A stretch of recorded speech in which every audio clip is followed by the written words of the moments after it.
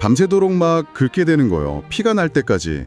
아, 정말 지긋지긋한 가려움증인데 혹시 여러분도 이런 경험 있으신가요? 특히 이제 나이가 들면서 피부가 가려워서 고생하시는 분들이 생각보다 정말 많으시더라고요. 그래서 오늘은 어르신들을 괴롭히는 이 가려움증, 대체 왜 생기는 건지, 또 어떻게 하면 좀 나아질 수 있을지 저희가 준비한 자료들을 가지고 한번 속 시원하게 파헤쳐 보겠습니다. 네, 안녕하세요. 이 노년기 가려움증이라는 게요. 이게 그냥 좀 불편하다 이 정도 수준이 아니고요. 정말 잠도 못 자고 일상생활이 힘들어질 정도로 삶의 질을 크게 떨어뜨릴 수가 있습니다. 오늘 그래서 이 관련 자료들을 보면서 원인을 좀 명확하게 짚어보고요. 실질적으로 도움이 될 만한 관리 방법까지 한번 알아보겠습니다. 네. 근데 정말 궁금한 게요. 왜 유독 나이가 들면 이렇게 피부가 가려워지는 걸까요? 그냥 단순히 피부가 말라서 그런 건가요? 물론 건조함도 큰 원인이긴 한데요. 그것만은 아닙니다. 가장 근본적인 이유는 사실 피부 자체가 변하는 것, 그러니까 내인성 노화 때문이에요. 내인성 노화요? 네, 말 그대로 이제 나이가 들면서 피부 기능이 자연스럽게 떨어지는 현상인데요. 예를 들면 피부 가장 바깥층, 그 각질층의 수분 함량이 줄어들고요. 또 외부 자극으로부터 우리 피부를 이렇게 보호하는 장벽 기능 있잖아요. 그 기능이 확 약해집니다.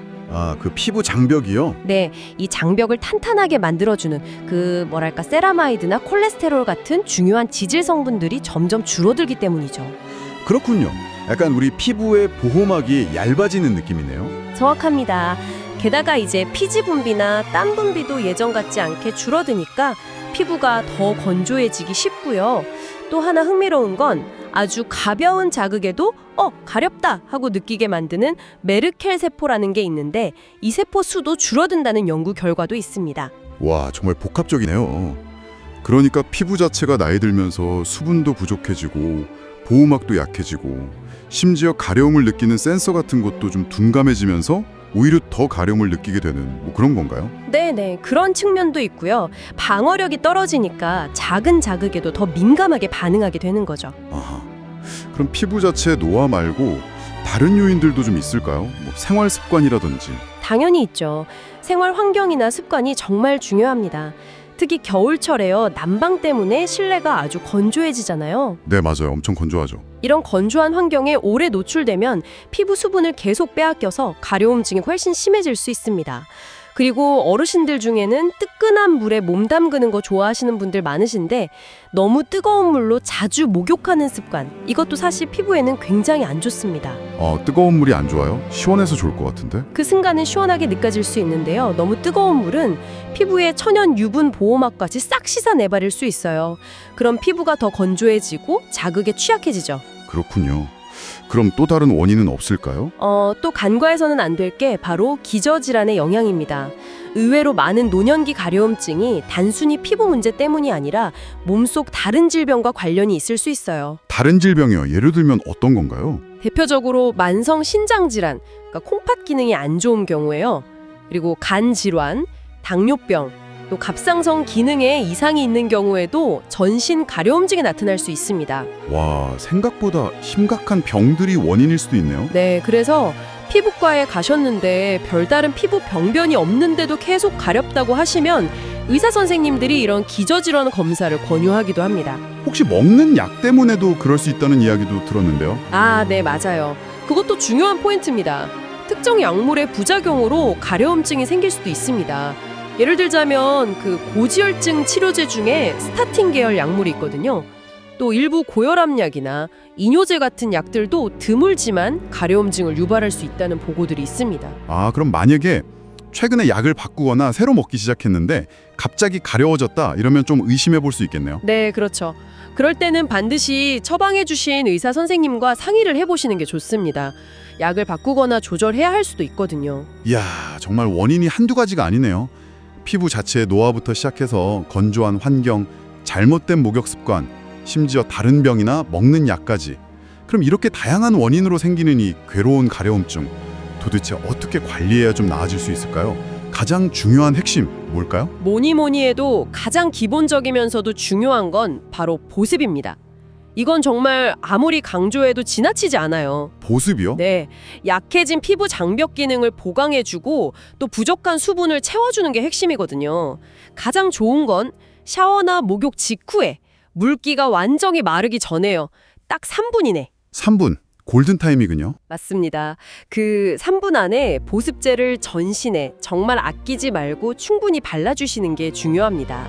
약간 물기가 남아있을 때 바르면 흡수도 더 잘 되고요. 보습제 종류도 좀 신경 써야 할까요? 어르신들한테 특별히 더 좋은 성분 같은 게 있을까요? 네, 좋은 질문입니다. 아까 피부 장벽 기능이 약해진다고 말씀드렸잖아요. 그 장벽을 구성하는 주요 성분인 세라마이드나 콜레스테롤 같은 지질 성분이 함유된 보습제를 선택하시면 더 도움이 될 수 있습니다. 이런 성분들이 피부 장벽 회복을 직접적으로 도와줄 수 있거든요. 바르는 양은요, 보통 손가락 한 마디 정도, 핑거팁 유닛 짜서 손바닥 2개 넓이 정도 면적에 바른다고 생각하시고 온몸에 충분히 발라주시는 게 좋습니다. 아, 세라마이드, 콜레스테롤 기억해둬야겠네요. 양도 아끼지 말고 듬뿍. 알겠습니다. 그리고 아까 목욕 습관도 중요하다고 하셨는데 구체적으로 어떻게 하는 게 좋을까요? 네, 목욕 방법만 조금 바꿔도 가려움증 완화에 정말 큰 도움이 됩니다. 우선 물 온도는 너무 뜨겁지 않게 약간 미지근하다 싶은 정도로 맞춰주시고요. 목욕 시간도 너무 길지 않게 15분 이내로 짧게 끝내시는 게 좋습니다. 오래 물에 있으면 오히려 피부가 더 건조해질 수 있어요. 15분 이내. 네. 그리고 비누나 바디워시를 사용하실 때는 자극이 좀 덜한 중성이나 약산성 제품을 선택하시는 게 좋고요.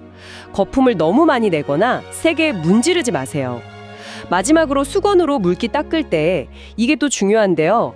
박박 문지르지 마시고 부드러운 수건으로 피부를 톡톡 두드려서 물기만 살짝 제거한다는 느낌으로 닦아주셔야 합니다. 문지르면 안 되는군요. 네, 문지르는 마찰 자체가 피부에 자극이 될 수 있거든요. 그리고 정말 꼭 강조하고 싶은 거, 어르신들 때미는 거 좋아하시잖아요. 그렇죠. 뭔가 개운한 느낌 때문에 많이들 하시죠. 네, 그런데 피부 건강, 특히 가려움증 관리에는 때미는 습관은 정말 최악입니다. 절대로 피하셔야 해요. 때를 밀면 피부를 보호하는 각질층, 그 보호막을 강제로 벗겨내는 거거든요. 아, 그 보호막을 벗겨내니까 더 가렵고 건조해지는군요. 정확합니다. 가려움증을 더 심하게 만드는 지름길이라고 보시면 됩니다. 알겠습니다. 때미는 건 절대 금지. 꼭 기억해야겠어요. 그럼 이런 보습이나 목욕 습관 외에 생활 속에서 좀 더 실천할 수 있는 팁 같은 건 없을까요? 그리고 요즘 영양제 많이들 드시는데 혹시 피부 가려움증에 도움이 되는 영양제 같은 것도 있을까요? 네, 있습니다. 우선 생활 속 팁부터 말씀드리면요. 당연히 물을 충분히 마시는 게 중요하고요. 실내가 건조하지 않게 가습기 등을 이용해서 습도를 50에서 60% 정도로 유지해 주시는 게 좋습니다. 옷은 피부에 직접 닿는 거니까 까끌거리는 소재보다는 부드러운 면 소재 옷을 입으시는 게 좋고요. 손톱은 짧게 깎아서 무의식 중에 긁더라도 피부에 상처가 덜 나게 관리하는 것도 중요합니다. 긁어서 상처 나면 2차 감염 위험도 있거든요. 네, 맞아요. 긁어서 피나고 딱지 생기고 하면 더 고생이니까요. 그렇죠. 그리고 영양제 질문 주셨는데요. 물론 영양제가 만병통치약은 아니지만 피부 건강 전반에 도움을 줄 수 있는 성분들을 보조적으로 섭취하는 걸 고려해 볼 수는 있습니다. 오, 어떤 성분들이 있을까요? 우선 아까 보습제 성분으로도 말씀드렸던 세라마이드를 먹는 형태로 섭취하면 피부 장벽 강화에 도움을 줄 수 있다는 연구들이 있고요. 또 비타민 D가 부족하면 피부 면역 기능에 영향을 줄 수 있어서 혈중 농도를 확인해보고 부족하다면 보충하는 것이 좋습니다. 비타민 D는 한국인에게 부족한 경우가 꽤 많거든요. 비타민 D도요? 의외네요. 네, 그리고 비타민 C나 셀레늄 같은 항산화제 성분들은 세포 손상을 막고 피부 노화를 늦추는 데 도움을 줄 수 있습니다. 그 외에 피부 보습에 좋다고 알려진 콜라겐이나 히알루론산 같은 성분들도 고려해 볼 수 있고요. 세라마이드, 비타민 D, 비타민 C, 셀레늄, 콜라겐, 히알루론산. 종류가 꽤 많네요. 네, 하지만 다시 한번 강조하지만 이런 영양제는 어디까지나 보조적인 역할이고요. 효과는 개인차가 있을 수 있습니다. 특히 기저질환이 있거나 다른 약을 복용 중이시라면 반드시 전문가, 그러니까 의사나 약사와 상담 후에 본인에게 맞는 성분과 용량을 결정해서 드시는 것이 안전합니다. 네, 그 점은 꼭 유의해야겠네요. 보조적인 역할이라는 것. 자, 이렇게 열심히 보습하고 목욕 습관도 바꾸고 생활 환경도 신경 쓰고 영양제도 고려해 봤는데 그런데도 계속 가렵다. 이러면 정말 힘들 것 같은데요. 이럴 때는 어떻게 하나요? 병원에 가야 할까요? 언제 가야 할까요? 네, 그럴 때가 있습니다. 사실 자가 관리로 호전되지 않는다면 반드시 전문의의 진료를 받아보는 것이 중요합니다. 몇 가지 중요한 신호를 알려드릴게요. 가려움증이 일시적인 게 아니라 6주 이상 지속될 때, 이걸 만성 가려움증이라고 하는데요. 이럴 때는 병원에 가보셔야 합니다. 6주요? 꽤 기네요. 네, 그리고 가려움증 때문에 밤에 잠을 제대로 못 자거나 낮 동안의 일상생활, 일이나 공부 같은 데 집중하기 어려울 정도로 지장이 있다면 이것도 진료가 필요한 신호입니다. 또 보습제를 정말 열심히 충분히 발랐는데도 가려움증이 전혀 나아지지 않을 때도 마찬가지고요. 아, 보습제를 발라도 소용이 없다면 뭔가 다른 원인이 있을 수 있겠네요. 그렇죠. 특히 눈에 보이는 특별한 피부 발진이나 두드러기 같은 건 없는데 그냥 온몸이 미칠 듯이 가렵다. 이럴 때도 꼭 진료를 받아봐야 합니다. 아까 말씀드린 기저질환 같은 다른 원인이 숨어 있을 수 있거든요. 마지막으로 가려움증과 함께 설명되지 않는 체중 감소나 심한 피로감 혹은 황달 같은 다른 전신 증상이 동반될 때 이럴 때는 정말 지체 없이 병원을 찾아서 정확한 원인을 밝혀내야 합니다. 그렇군요. 6주 이상 지속될 때, 잠이나 일상생활에 지장이 있을 때, 보습해도 소용없을 때, 특별한 발진 없이 가려울 때, 그리고 다른 전신 증상이 있을 때, 이럴 땐 꼭 피부과를 가야 하는군요. 네, 맞습니다. 병원에 가시면 혈액 검사나 알레르기 검사, 필요하다면 간이나 신장, 갑상선 기능 검사 같은 걸 통해서 원인을 찾고 그에 맞는 적절한 치료를 받으실 수 있습니다. 와, 정말 오늘 가려움증 하나에 대해서 엄청 깊게 파헤쳐본 것 같습니다. 단순히 나이 들어서 건조해서 그런가 보다 하고 넘길 문제가 아니었네요. 네, 맞아요. 피부는 우리 몸 내부의 건강 상태를 보여주는 거울이기도 하고 또 외부 환경의 영향을 직접적으로 받는 기관이기도 합니다.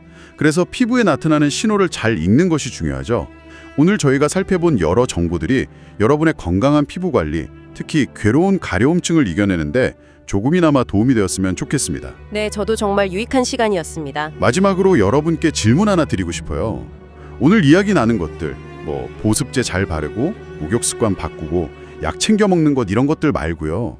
그것 외에 여러분의 소중한 피부 건강을 위해서 이건 내가 오늘 당장 한번 실천해 볼 수 있겠다 하는 가장 작지만 확실한 변화. 그게 무엇일지 한번 스스로 생각해 보시면 어떨까요? 좋은 질문이네요. 작은 실천 하나하나가 모여서 큰 변화를 만들 수 있으니까요. 오늘 이야기는 여기까지 나누겠습니다. 지금까지 시청해 주셔서 감사합니다. 구독과 좋아요는 사랑입니다.